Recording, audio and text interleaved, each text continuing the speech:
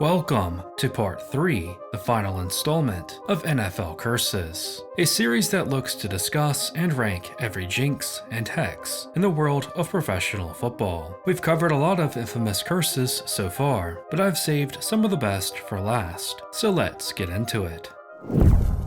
If there are two words that will forever haunt Bills fans, it's wide right. This is the first of three curses we'll discuss today that are said to plague the Buffalo Bills. The Bills are famous for two things: breaking tables and losing 4 straight Super Bowls, something that just seems impossible. So let's go back to 1990, where the Buffalo Bills and their no-huddle offense, led by quarterback Jim Kelly, were set to face off against the New York Giants and their ball control offense in the Super Bowl. With both teams being 13-3, it was clear fans were in for a good game, and in fact, it might be the closest Super Bowl ever, as it is the only Super Bowl to be decided by 1 point. Both teams played the way they liked, Buffalo with quick scoring drives, and New York with long, drawn-out scoring drives. In the fourth quarter, the Bills held a 19-17 lead, but their exhausted defense could only contain the Giants to a field goal, giving New York a 20-19 lead and put Buffalo in a 2-minute drill for the chance to win their first Super Bowl. Jim Kelly marched his team down the field and into field goal range, where kicker Scott Norwood attempted a 47-yarder for the win.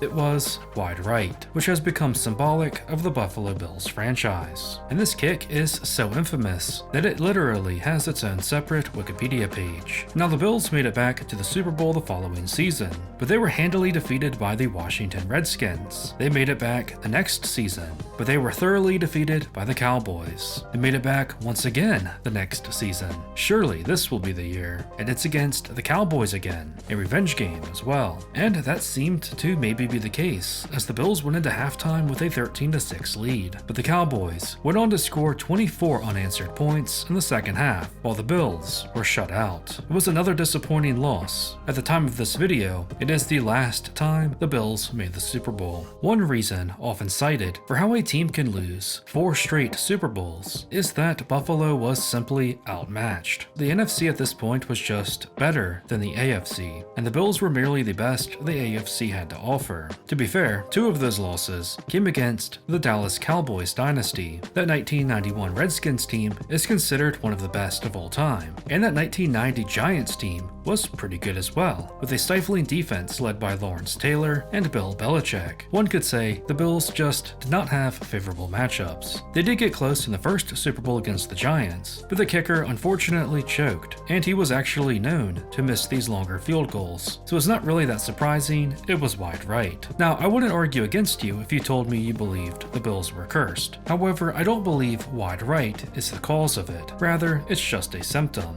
similar to the Anderson kick for the Vikings. So no, wide right is not a real curse.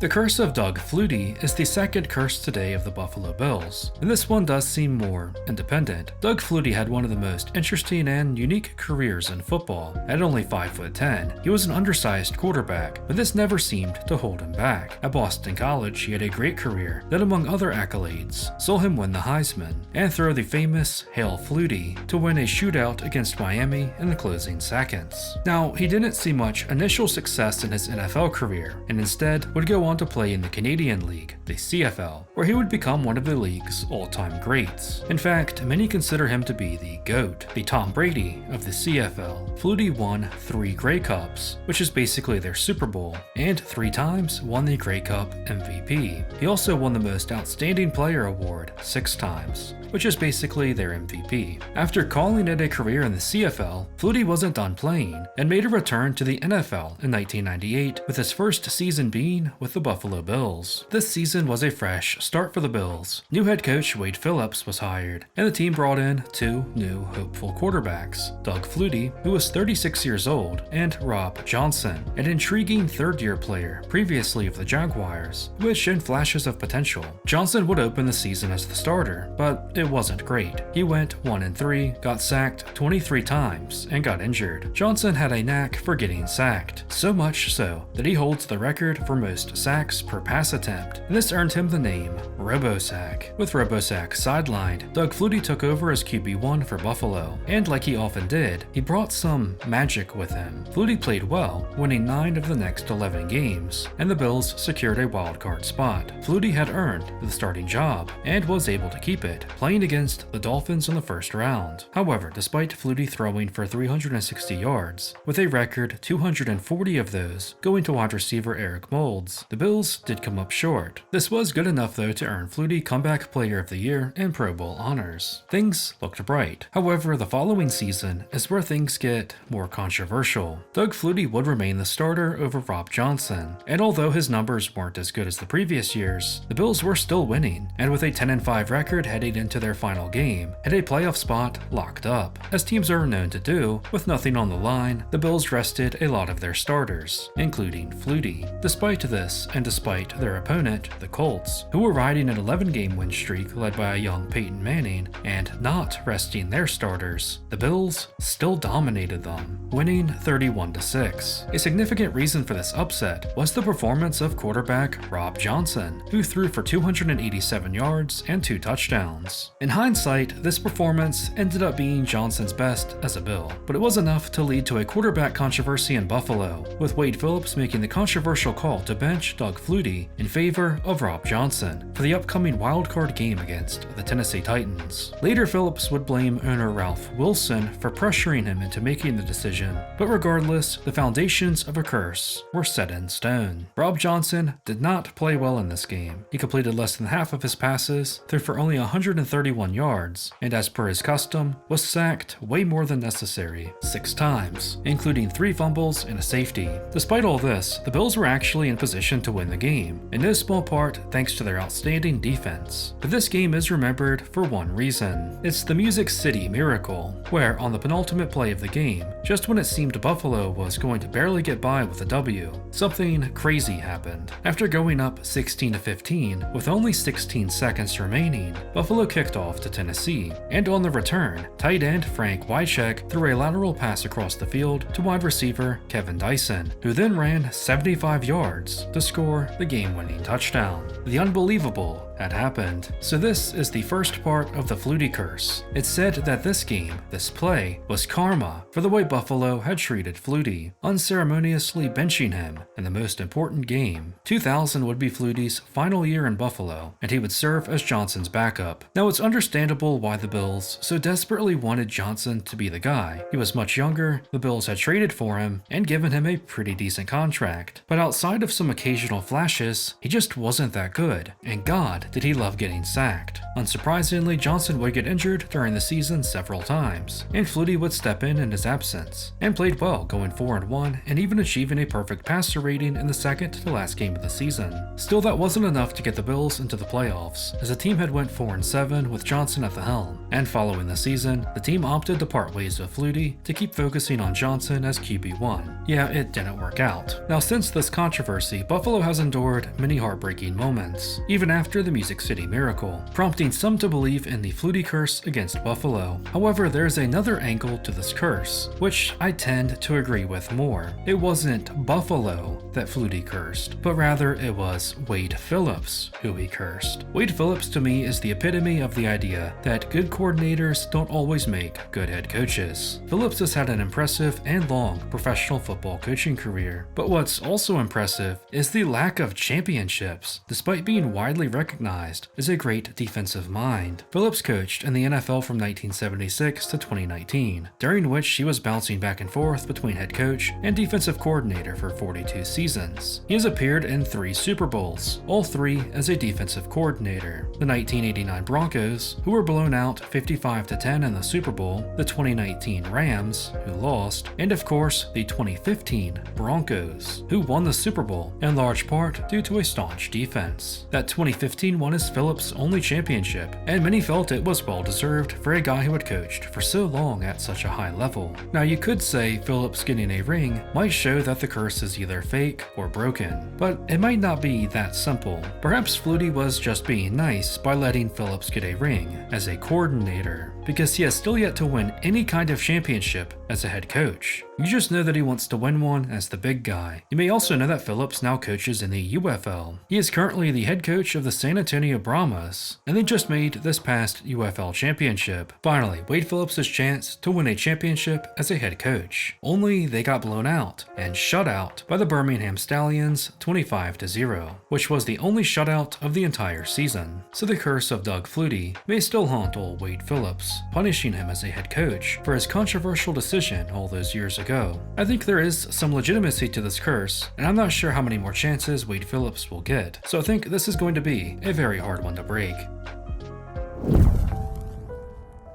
Now, if I told you that the Bills Stadium was built atop an Indian burial ground, would you believe me? Because yeah, that seems to be the case. So the stadium, now known as Highmark Stadium, but also famously known as Ralph Wilson Stadium, was opened in 1973. During its construction, a lot of history was discovered, including a cemetery that housed the remains of the Sheldon family, who had settled there in 1805. Now, this cemetery was left alone, with the original plans for the stadium being altered to accommodate it, and the cemetery still remains outside the stadium today. However, on the plaque for the cemetery is a very curious line at the end. It reads, "An early Erie Indian village was also located on the site of the stadium." As it turns out, there was likely once a Winrow Native American village located at the site where the stadium would now be, that included a burial ground. Now, this area had previously been disturbed already to some extent, but when a huge area of land was dug up and a giant football stadium built upon it, that destroyed whatever was left, not to mention being quite the insult. So yes, the Bills Stadium does appear to have been built on top of Indian remains. I mean, you can't make it much more cliche than that. Is anyone really surprised they're cursed? The Buffalo Bills won back-to-back NFL championships in 1964 and 1965, but following the current stadium construction in 1973, the Bills, and the city of Buffalo for that matter, have failed to win any titles since. With the Cleveland curse being broken in 2016, Minnesota at least having the Twins' 91 World Series, and Arizona having the Diamondbacks' 2001 World Series, it is currently Buffalo that has the longest title drought of a city that has more than one team in the Big Four major sports leagues. Now, thankfully, the Bills are getting a new stadium across the street, new Highmark Stadium, with plans to open in 2026. Better yet, the current stadium will be demolished. Will that be enough to break the curse? Possibly, only time will tell, but I do like their chances. This is a curse though that until it's proven to be broken, has to be top tier. It's done so much damage to the Bills franchise, and is one that needs to be talked about more. I mean, they literally built their stadium atop an Indian burial ground. You can't make that shit up. God may not hate you, Buffalo, but the disturbed spirits of the Winrow just might.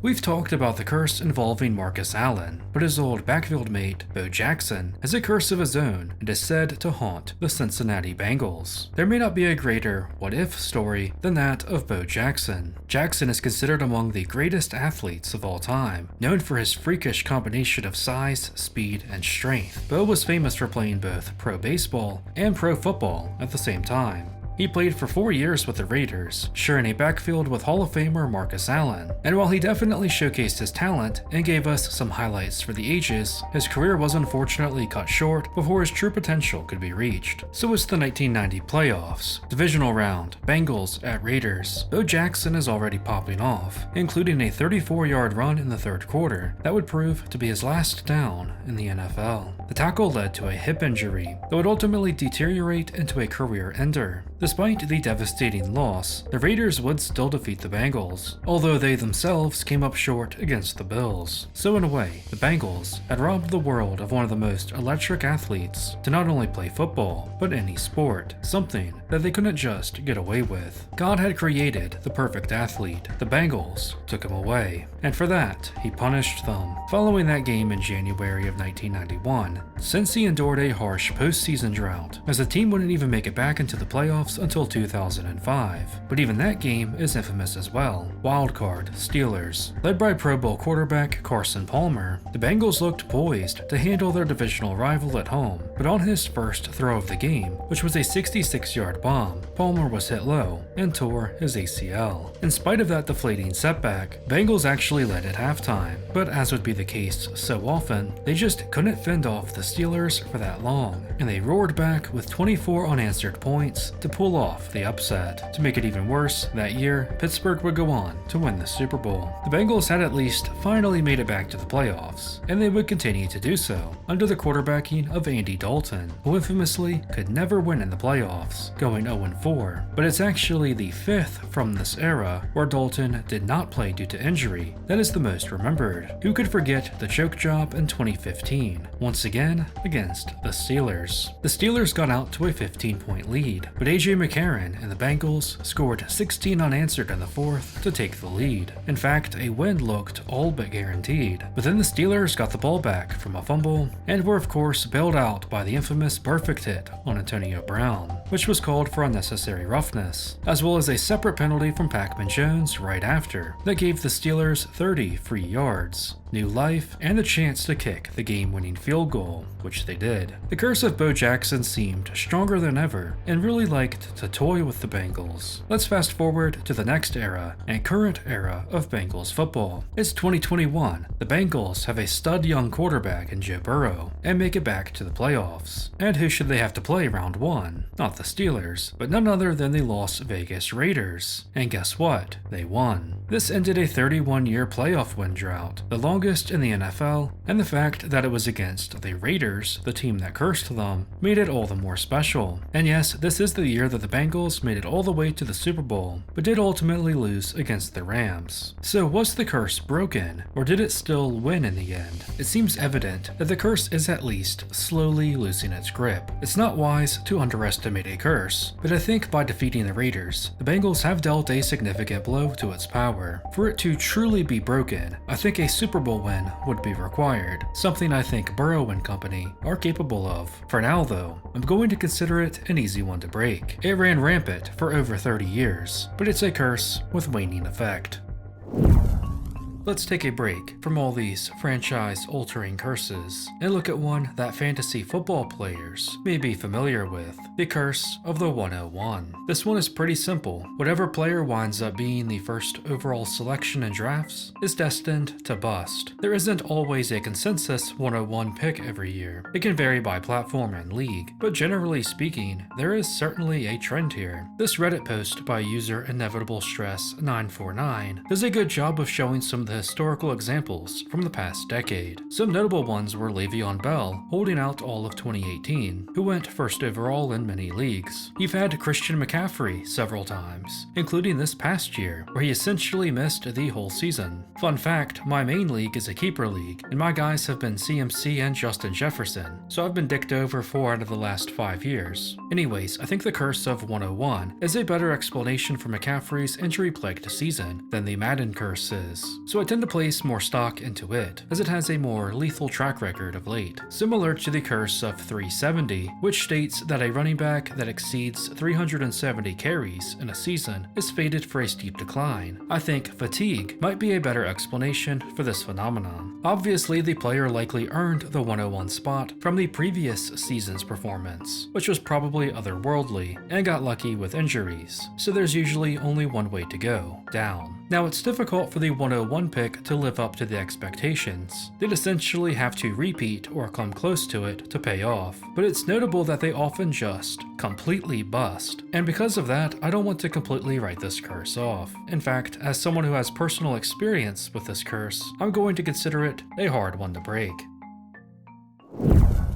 The Ryan Fitzpatrick curse was simple. If you sign him to your team, even to be a backup, he will at some point end up being your starter. Injuries, poor play, it doesn't matter. Fitzmagic will have been your quarterback 1 by the end of the year. Ryan Fitzpatrick is perhaps the most well-known journeyman quarterback of recent times, with the Harvard alum starting for 9 teams. He's filled in for the likes of Carson Palmer in Cincinnati, Trent Edwards in Buffalo, Jake Locker in Tennessee, Ryan Mallett in Houston, Geno Smith in New York, York, Jameis Winston in Tampa Bay, and Tua in Miami, just to name some. Injuries, ineffective play, or a combination always led to him starting. Fitzmagic always found a way to be more than just the backup. It seemed almost inevitable that he would play at some point that year, almost being a death knell to the team's other quarterback. With Fitzmagic retiring, it would seem this curse has run its course, but I wouldn't be so sure. I think it's more likely that the power of Fitzmagic was transferred into Minshew magic. For a number of reasons, Gardner Minshew has taken on that mantle of lovable journeyman quarterback, but it seems the curse may have followed him as well. Like Fitzpatrick, Minshew was a late round pick, but it hasn't stopped him from being named a starter multiple times. Despite never being signed to be the long-term guy, Minshew has already started for 4 different teams. He took over in Jacksonville for an injured and ineffective Nick Foles. He stood in for an injured Jalen Hurts on the Eagles. In Indianapolis, he was brought in to help rookie quarterback Anthony Richardson, but ended up starting most of the season when Richardson got hurt. He ended up starting at times this past year in Las Vegas, after the Raiders did not land a rookie quarterback in a draft that saw 6 quarterbacks go in the first round. It would be fair to point out that the types of teams usually bringing in a guy like Fitzpatrick or Minshew often have a young developmental quarterback or question marks at the position, setting them up potentially to fill in at times. However, it's hard to deny that this trend seems a bit eerie, and the similarities between Ryan Fitzpatrick and Gardner Minshew, their personality and career trajectory, are kind of uncanny. I think the Fitzmagic Minshew magic curse is one that contains real magic, dark magic. It does feel inevitable that Fitz, and now Gardner, will start at some point every year. I don't know if this is a top tier curse, but I think it's a pretty tough one to beat. One curse that may actually affect 2 teams is that of Dan Marino. Marino is perhaps the best quarterback in NFL history to not win a Super Bowl. I feel like you can't overstate just how obnoxious he was. In an era filled with great quarterbacks like Joe Montana, John Elway, Jim Kelly, and more, Marino still manages to stand out due to his gaudy numbers. The 1984 season is the most memorable one, however. This was Dan Marino's 2nd year, and it was the best year of his career. The Dolphins went 14-2 in the regular season, but more impressive was Marino's stat line for the year. He threw for over 5,000 yards and 48 touchdowns, with a passer rating of 108.9. Mind you, this was 1984. Miami continued winning throughout the playoffs, reaching the Super Bowl, where they faced the daunting 15-1 San Francisco 49ers. Joe Montana versus Dan Marino. What a game this would be. But no. Unfortunately, it was mostly one-sided, with the Niners pretty easily handling the Fins for their 2nd Super Bowl win. Still, Marino was only 23 years old. However, Marino and the Dolphins never made it back to the Super Bowl, as 1984 proved to be the peak of the era. Miami had previously won back-to-back Super Bowls in the early 70s, including the legendary undefeated season in 72, but they could just never build a complete team around Marino, at least one good enough to win it all. Let's fast forward to the end of the 1999 season. The Dolphins are set to face off against the Jacksonville Jaguars in the divisional round. This game proved to be an absolute dick-slapping, as Miami got blown out 62-7, making it the most lopsided playoff game in the Super Bowl era. The game saw both teams' starting quarterbacks pulled early, but for very different reasons. Marino threw 2 picks and did not have his first completion until the Jags were already up 38-0. Although he did lead a touchdown drive right before the half, that was basically it for him. Following the game, he and head coach Jimmy Johnson would ultimately retire, making that the end of both men's careers. It was just such an awful way for 2 legendary figures to go out. In fact, it might be the worst final game in NFL history. Now here's where we get into the curse aspect of things. Despite all the personnel losses, the following season would actually be an improvement on the previous, as the Dolphins made the playoffs and defeated the Indianapolis Colts in overtime, although they would lose the following week when they were shut out 27-0 by the Raiders. However, this would prove to be Miami's final postseason win for quite some time. In fact, it is their most recent postseason win, giving them the longest drought currently in the NFL, 24 years and counting. This, coupled with the team's inability to find long-term consistency at the quarterback position, has led some to believe the team is cursed as a result of what happened to Marino.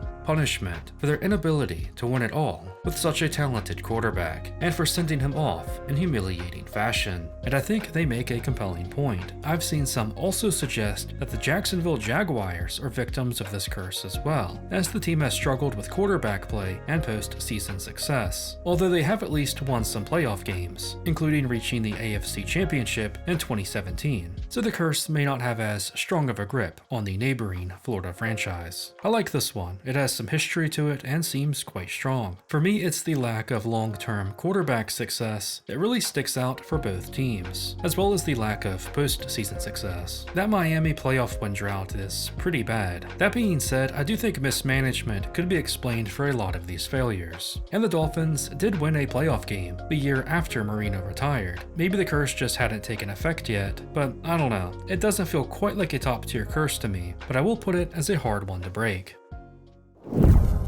I do have another curse for you that's said to affect the Jacksonville Jaguars, the curse of the first round receiver. This one is more on the obscure side and is quite dark, but it is weird enough that I thought I'd mention it. Throughout the Jags' existence, they have selected 5 wide receivers in the first round of the draft. In 2000, they selected R.J. Soward. Unfortunately, the young wideout dealt with severe alcohol abuse during his short career, resulting in him being suspended indefinitely by the league. He only played briefly during his first year, managing just 14 catches, 154 yards, and 1 touchdown. That lone score though did come on a play where he beat Deion Sanders. He played briefly in the CFL, winning a Grey Cup, although this was short-lived. In fact, in the Canadian League, Soward is probably best known for his touchdown celebration during a Division Finals playoff game. Soward had caught a touchdown, putting his Toronto Argonauts up 14-0. Afterwards, he ran out to the concessions and grabbed a bag of popcorn. Following that, the opposing team would take over the game, winning 33-17, making the incident almost seem like a jinx. Unfortunately, that was basically the end of Soward's football career, a promising athlete whose future was destroyed by alcohol and substance abuse. In 2004, the Jaguars selected Reggie Williams. Williams did make it through all 4 years of his contract with Jacksonville, although he never quite lived up to the expectations of being the 9th overall pick. His most notable accomplishment was catching 10 touchdowns in 1 season. Williams also did violate the league's substance abuse policy, getting caught with marijuana and driving under the influence. Right after the Jags let him walk, he was also arrested on felony drug possession. During the incident, he was tased by police and found to have cocaine on him.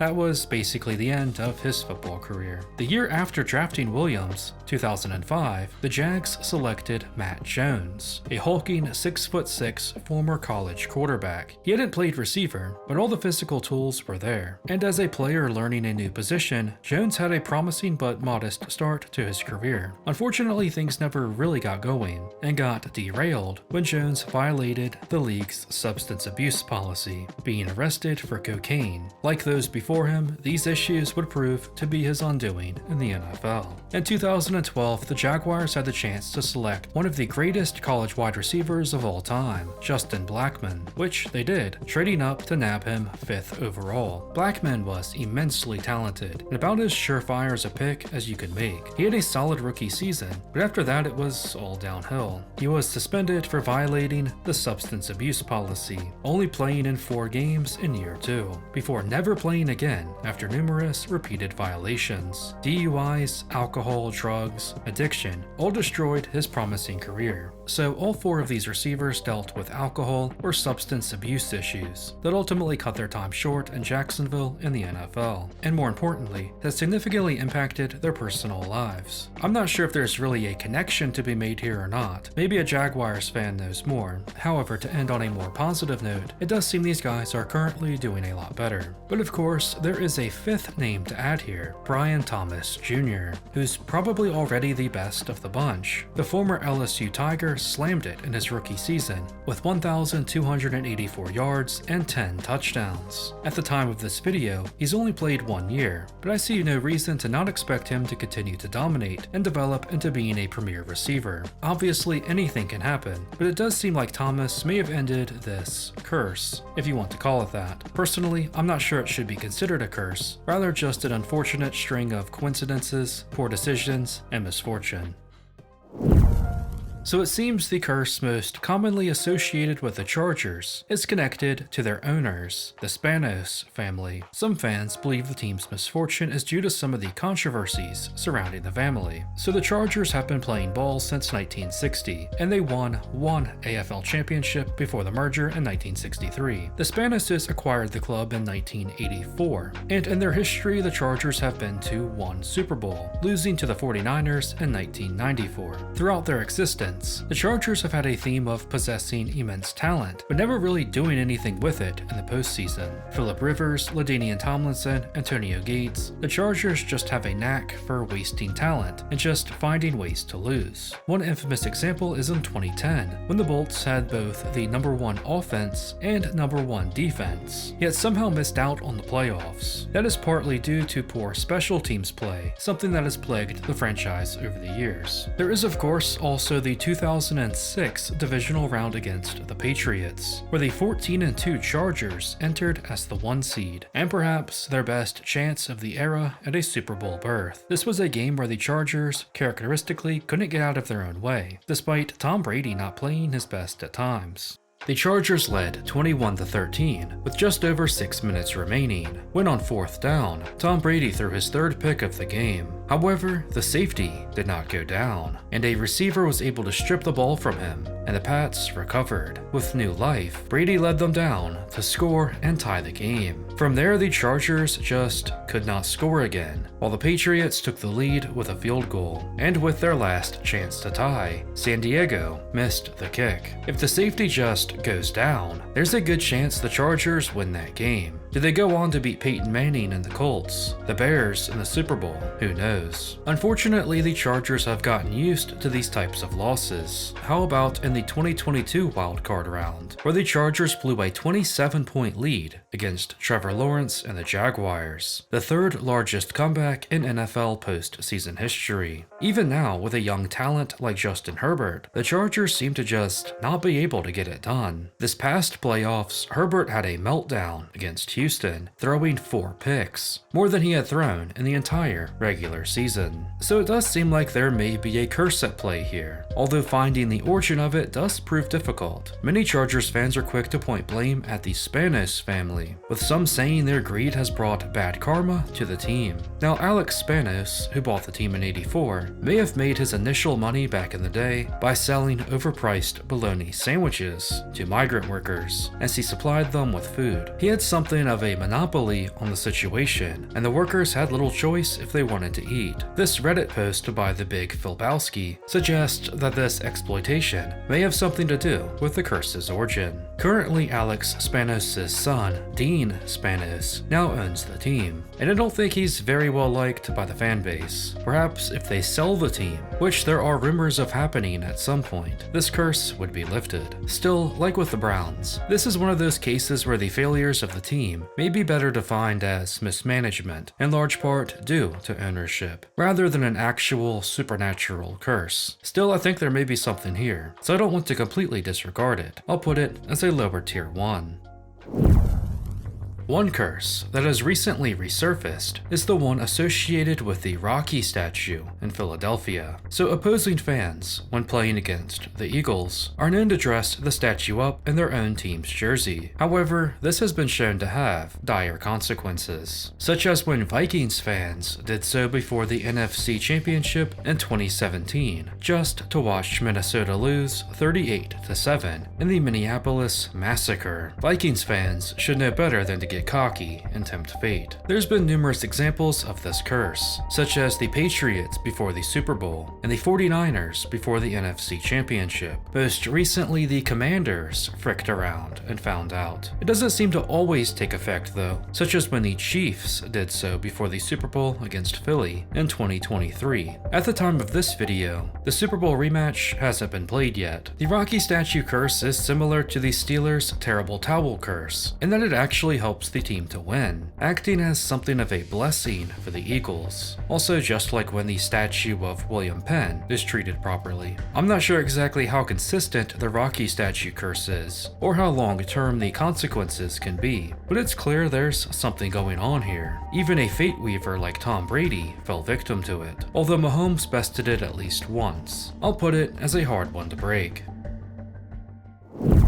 Let's begin to wrap things up with a classic, the Campbell's Chunky Soup Curse. This one came to prominence in the early 2000s. It essentially goes like this. A player who appears in the Chunky Soup ads is destined for an injury-riddled year. Supposedly, this was due to players using actresses rather than their actual mothers in the commercials, although this wasn't always the case. The curse has apparently claimed the likes of Jerome Bettis, Ben Roethlisberger, Michael Strahan, Brian Urlacher, Kurt Warner, Matt Hasselbeck, Donovan McNabb, and Terrell Davis. Many of these guys came down with significant injuries that negatively impacted their career. Perhaps most severe was Big Ben getting in a motorcycle crash. Fun fact, Vince Young actually appeared on the cover of Madden, Sports Illustrated, and Campbell's Chunky, the trifecta of endorsements you don't want. Speaking of that, I like to think of this curse similarly to the Madden curse and Sports Illustrated cover jinx. It's one that's very inconsistent and features players that are at the peaks of their career and stardom,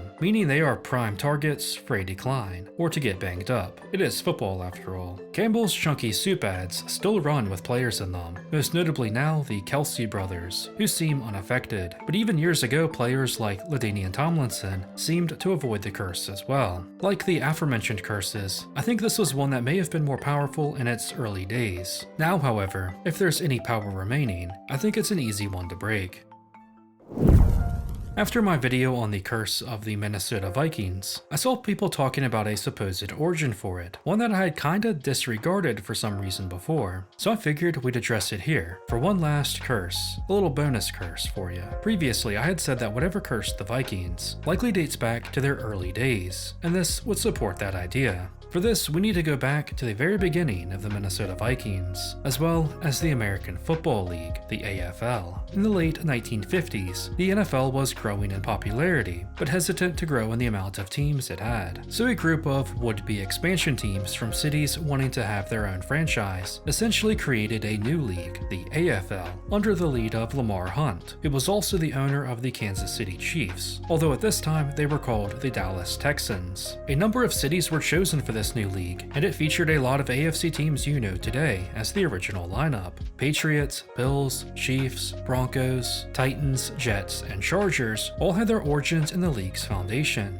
When the AFL was first formed though, there was an 8th team, one based in Minneapolis, St. Paul, that would later become the Minnesota Vikings. With the league set up, they held a draft in Minneapolis, but at this time the NFL had stopped fricking around, and in an effort to slow down this new competition, looked to do something they'd previously not wanted to: expand. The NFL offered these new team owners expansion teams in the more prestigious, safer National Football League. All they had to do was abandon this new startup. Having already made their commitments though, the owners declined their offers, opting to take their chances in the AFL. Well, that is except one franchise, the Minneapolis one, who despite already drafting a team in a draft that took place in their own city, opted to take the NFL's offer that undermined the AFL, and thus the Minnesota Vikings were born. The AFL was now left trying to hastily create a new 8th franchise, and ultimately the Oakland Raiders would fill that void. The NFL would do some more underhanded tactics, such as creating their own expansion team in Dallas, the Dallas Cowboys. This ultimately forced AFL founder and Dallas Texans owner Lamar Hunt to relocate his team to Kansas City to become the Chiefs. Having his team in Dallas was important to Hunt. In fact, he had originally approached the NFL about putting a team in Dallas, but was rejected, resulting in him creating this whole new league. But he would relocate to Kansas City for the good of the AFL. Let's fast forward a few years to when the NFL NFL and AFL would merge into one league. Well, right before they technically merged. It's Super Bowl IV, the last game before the two leagues would become one. And who should happen to be playing in that game? Lamar Hunt's Kansas City Chiefs, representing the AFL, and the Minnesota Vikings, representing the NFL. Despite the Vikings being favored, it was of course a dominant win for the Chiefs, their first Super Bowl, the only one in Lamar Hunt's life, and the win tied the Super Bowl series up 2-2 between the leagues, making them go into this new era as more or less equals. I already mentioned it before, but the Vikings would go on to lose 3 more Super Bowls. I think this is a very good explanation of the curse, as it has its origins in the foundations of the team,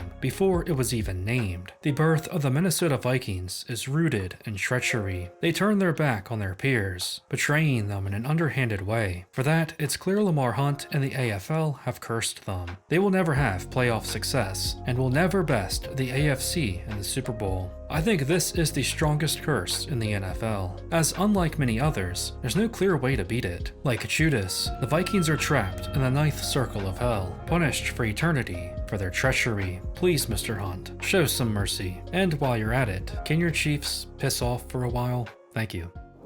So that's going to do it for the third and final installment of NFL Curses. I hope you enjoyed this series, and I hope you found it an interesting rabbit hole to venture down. Let me know which curse you think is the most legitimate, and if there's any I should have included. Thank you for watching, and until next time, stay nifty. Yeah, man!